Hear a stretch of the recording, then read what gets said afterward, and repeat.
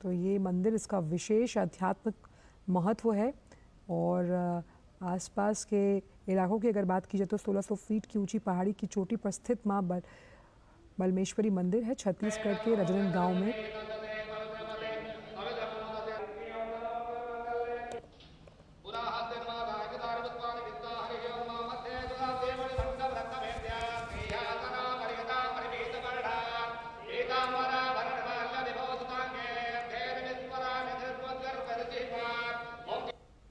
और इसी पर बात करने के लिए हमारे साथ जुड़ गए हैं हमारे संवाददाता धीरज। बमलेश्वरी मंदिर में प्रधानमंत्री ने पूजा अर्चना की है। राजनांदगांव के पास ये मंदिर स्थित है और यहाँ पर पूरे विधि विधान के साथ प्रधानमंत्री पूजन अर्चन करते हुए।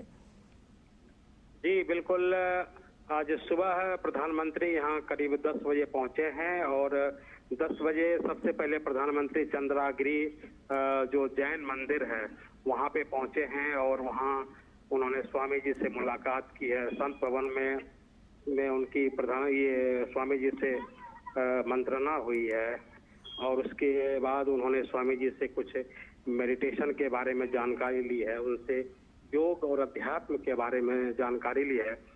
जहां योग और अध्यात्म का दृश्य दिखता है वहां प्रधानमंत्री खुद पहुंचते हैं। आप जानते ही हैं कि प्रधानमंत्री की कितनी रुचि रही है योग में और उन्हीं की वजह से योग का पूरी दुनिया में फैलाव हुआ है। यहाँ प्रधानमंत्री उनसे मेडिटेशन के बारे में जानकारी ली, बहुत देर तक उन्होंने उनसे बातें की और चंद्रागिरी जैन मंदिर के बाद प्रधानमंत्री बमलेश्वरी मंदिर यहाँ पे अभी आए थे और बमलेश्वरी मंदिर में उनकी पूजा पूरी हुई। साथ में पूर्व मुख्यमंत्री डॉक्टर रमन सिंह भी यहाँ पे उनके साथ मौजूद थे अभी, जबकि तुरंत यहाँ से प्रधानमंत्री यहाँ से निकले हैं।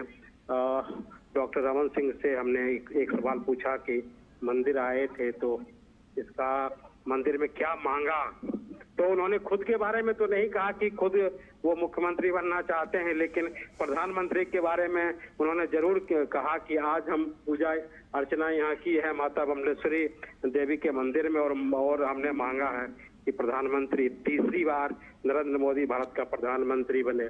तो कुल मिला के ये कहा जा सकता है कि जिस तरीके से प्रधानमंत्री का झुकाव जो शक्ति पीठ की तरफ होता है, देवी देवताओं की तरफ होता है, जहाँ भी वो जाते हैं पूजा अर्चना से नहीं चूकते हैं, तो यहाँ भी आकर उन्होंने पूजा अर्चना की है। और डोंगरगढ़ का ये जो बमलेश्वरी देवी मंदिर है इसके बारे में कहा जाता है तो ये बिल्कुल हम मान सकते हैं कि ये मंदिर राजनांदगांव जिले का एक प्रमुख तीर्थ स्थल है, प्रमुख तीर्थ आकर्षण इसको आप कह सकते हैं।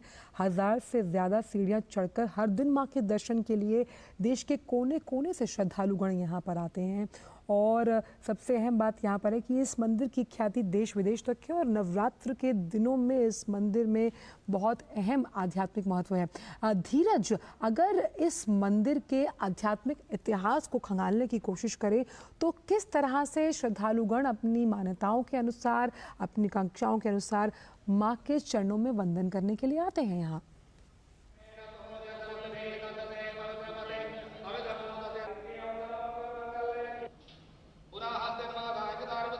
धीरज, आपको हमारी आवाज आ रही है? धीरज, आप हमारी आवाज सुन पा रहे हैं?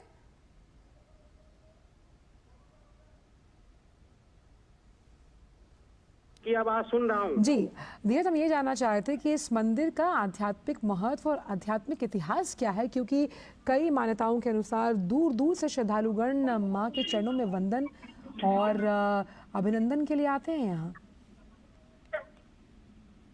अगर इस मंदिर के इतिहास के बारे में अगर जानने की आप कोशिश करेंगे, इस मंदिर का इतिहास जो है वो काफी पुराना है, लगभग 2200 साल पुराना इस मंदिर का इतिहास है। और जहाँ तक श्रद्धालुओं की बात है तो यहाँ सालों भर श्रद्धालुओं का तांता लगा ही रहता है। सालों भर यहाँ श्रद्धालु आते हैं, माता के दर्शन करते हैं। लेकिन ऐसी मान्यता कि यहाँ का जो साल का साल में यहाँ 2 बार जो मेला लगता है वो मेला भी काफी प्रसिद्ध होता है और उस मेले में यहाँ पे आसपास के जो श्रद्धालु हैं वो यहाँ उपस्थित रहते हैं। इसके अलावा इस मंदिर के बारे में कहा जाता है कि कमलेश्वरी शक्ति पीठ जो है ये एक शक्तिपीठ भी है और इस शक्तिपीठ का जो इतिहास है वो लगभग 2200 साल पुराना है। और इसके बारे में कहा जाता है कि जो प्राचीन समय में डोंगरगढ़ जो है वो उसकी वैभवशाली जो कामाख्या नगरी के रूप में इसको जाना जाता रहा है।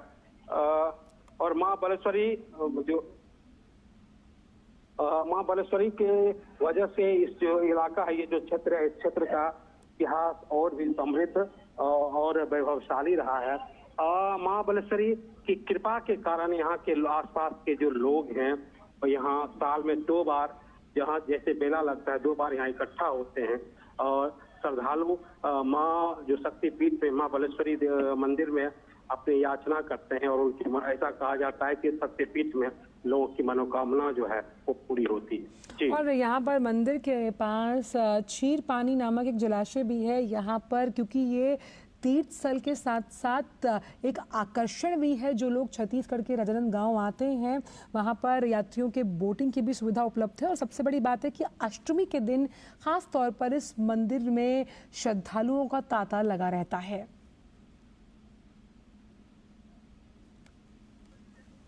जी बिल्कुल, आपने सही कहा। अगर ये जो मंदिर है, ये मंदिर चारों तरफ से जो वनों से आच्छादित है और आप कह सकते हैं कि इसके 2 साइड से 2 तरफ से जो पहाड़ियां हैं, इसको कहा जाता है कि ये जो है माँ बालेश्वरी मंदिर है, इसको छोटा मंदिर कहा जाता है। इसके ऊपर भी एक मंदिर है माँ बालेश्वरी का मंदिर। उस मंदिर तक रोपवे के माध्यम से पहुंचा जा सकता है, वैसे पैदल रास्ते से वहां पहुंचना मुश्किल होता है।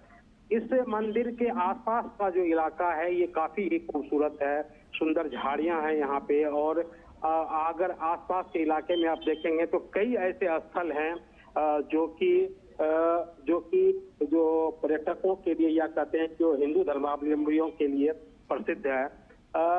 उसमें कई मंदिरों में लोग आते हैं, वहाँ पूजा अर्चना करते हैं। और खास करके यहाँ की जो सांस्कृतिक जो विविधता है, यहाँ के आसपास का जो क्षेत्र है, सुंदर उपवन है, सुंदर झीलें हैं, नौकायन की भी व्यवस्था है। तो पर्यटकों के लिए भी ये स्थल जो है ये बहुत ही खूबसूरत है, क्योंकि ये चारों तरफ से पहाड़ियों से घिरा हुआ है, वनों से आच्छादित है। उस लिहाज से भी यहाँ लोग सालों भर आते रहते हैं। हालांकि अगर माँ बालेश्वरी देवी मंदिर की बात करें तो जैसे कि जो 52 शक्तिपीठ हैं, 52 शक्तिपीठों में एक शक्तिपीठ यह भी है जी। और साथ ही साथ क्योंकि इस देवी शक्तिपीठ का जो इतिहास है वो लगभग 2200 वर्ष पुराना है और साफ तौर पर इसीलिए जब तमाम महत्वपूर्ण सनातन कार्यक्रम जिसमें नवरात्रों की अगर बात की जाए तो यहाँ पर अलग विशिष्ट पूजन अर्चन होता है, लोगों के लिए विशिष्ट इंतज़ाम किए जाते हैं ताकि उन्हें पूजा अर्चना करने में कोई दिक्कत ना हो। प्रधानमंत्री ने भी पूरे विधि विधान के साथ यहाँ पर पूजा अर्चना की है। जी, यहाँ इस शक्तिपीठ के बारे में ऐसा कहा जाता है कि यहाँ लोगों की मनोकामना पूरी होती है। जो भी श्रद्धालु यहाँ